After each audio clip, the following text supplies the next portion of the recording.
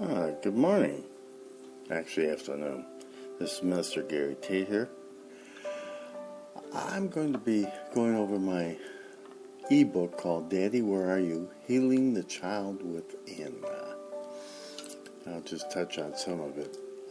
My dedication says, I find that we all want to understand what we can do when facing what seems to be an onslaught against us mentally and spiritually. This can be true for those who have dealt with the thought of not being loved, as I did as a young child. In my situation then, as my birth father was never present, so I thought, why would God love me?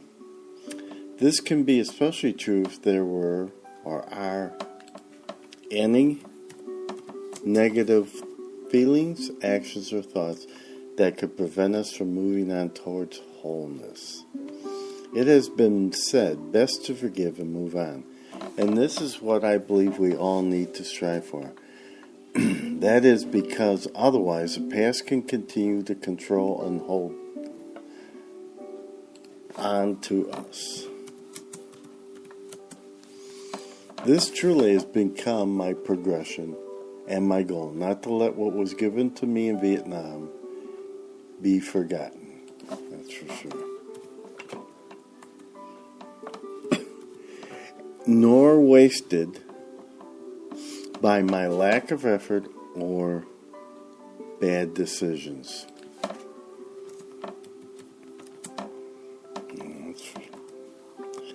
It was my new starting place, another opportunity where I had to begin again to enjoy life, one I never want to waste away. I believe we are all looking for help or suggestions how to be prepared for what we can do to feel loved and accepted. May this article be one that helps, begins and continues the process. That's for sure. Now, I'll go move down here. It's a little bit. Forgive me for my author notes. I wrote this. I wanted to put this for sure.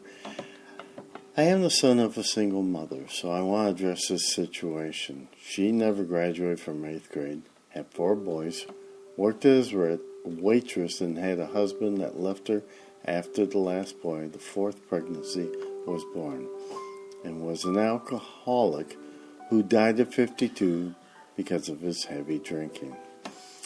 I never met nor knew my birth father. I was placed in a Catholic adoption center, and my real mom and dad, Genevieve and Robert, adopted me at age 3. My father was a World War II veteran, an electrician by trade, and owned several businesses. My mother was a stay-at-home mom. They both provided for me a new life of opportunity, and have both now passed on.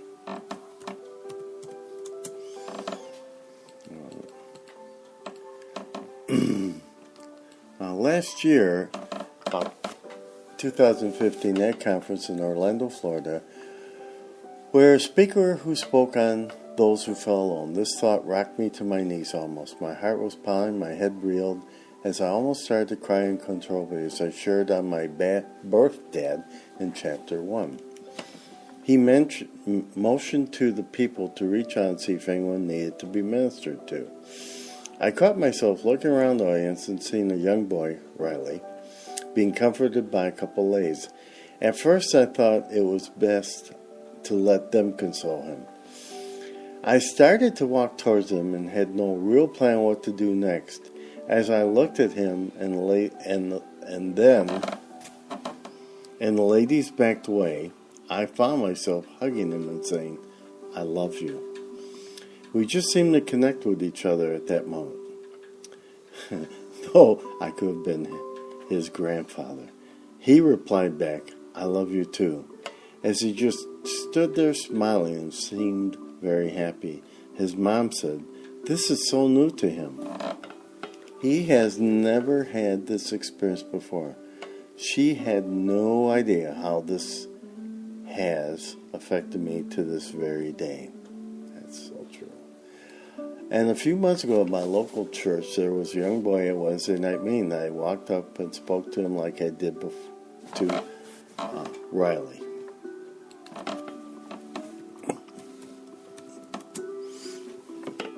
And I mentioned to him, since his father was present, that he did love him.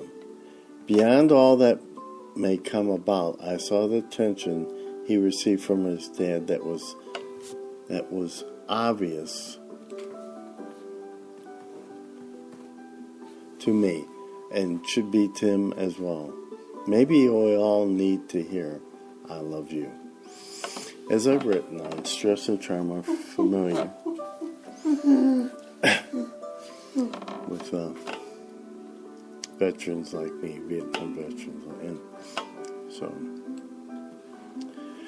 I'll stop with that. And if you have any questions or comments, thoughts, suggestions, contact me at Gary Tate, GaryTat, the number 4 @gmail.com. Thank you.